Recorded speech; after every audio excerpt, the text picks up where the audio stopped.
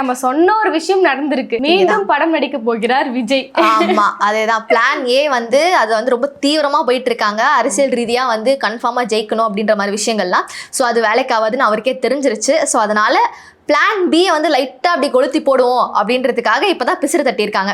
அதான் நம்மளுக்கு டவுட் வருதா இல்லையா? அப்ப இந்த படத்தை வெளியிட்டது யாரு? அதாவது இந்த படத்தை வெளியிட்டுட்டு இப்ப மறுபடியும் விஜய் படம் நடிக்க என்ன ரீசன் சொல்றாங்கன்னா, இப்ப ஜனநாயகம் படம் ரிலீஸ் ஆயிடுச்சான், அதனால கேவின் ப்ரொடக்ஷனுக்கு நிறைய லாஸ் ஆயிடுச்சான்.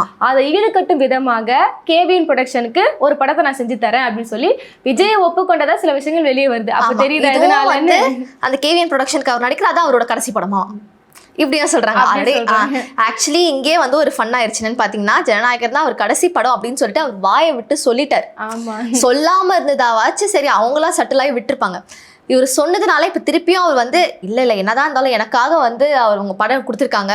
அதாவது அப்படியெல்லாம் இல்ல, வேற படம் நடிக்க போனா மக்கள் என்ன சொல்லுவாங்க, டே இதுதான் லாஸ்ட் படம் நீ கேட்ட, இதுக்கப்புறம் நீ எப்படி நடிப்பேன்னு சொல்லி திட்டுவாங்க. அதனால இதை ஒரு காரணமா வச்சு வராரு. இந்த மாதிரி ஒரு சம்பவம் போயிட்டு இருக்கு. ஸோ பார்ப்போம் என்ன நடக்குன்ட்டு. அடுத்தது பார்த்தீங்கன்னா பார்த்தா படம் ரிலீஸ் ஆனது இவங்க தான் தெரிஞ்சிருச்சு. எடிட் ரெஃபரன்ஸ்ன்னு டேட்டு முதல்ல கொண்டு இருக்கு.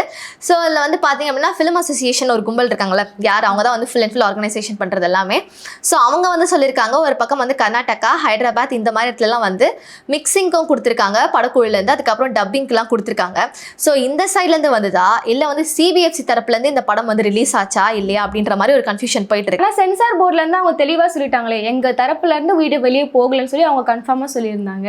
அதுதான் அவங்க அந்த மாதிரி சொல்லிட்டாங்க. பட் என்னதான் இருந்தாலும் எல்லாரும் உண்மையாக பேசிட்டு இருக்காங்க. அவன் என்னென்ன பண்ணுறான்னு யாருக்குமே தெரிய மாட்டேங்குது. உண்மையும் அதுதானங்க. இந்த படத்தில் என்ன சொல்லியிருந்தாங்கன்னா, பிஜேபி முடக்க பார்க்குது. ஏன்னா இந்த படத்தில் டிஎம்கேவையும் பிஜேபியும் நாங்க அடிச்சு வச்சிருக்கோம், அதனால அவங்க முடக்க பாக்குறாங்கன்னு சொன்னாங்க. அறிவு இருக்க எவனா இப்படி பேசுவானா? என்னதான் நீ அடிச்சு படத்துல காமிச்சிருப்ப, அவங்க எப்படி பிஜேபி தரப்புல இருந்து இந்த படத்தை வெளியிடுவாங்க?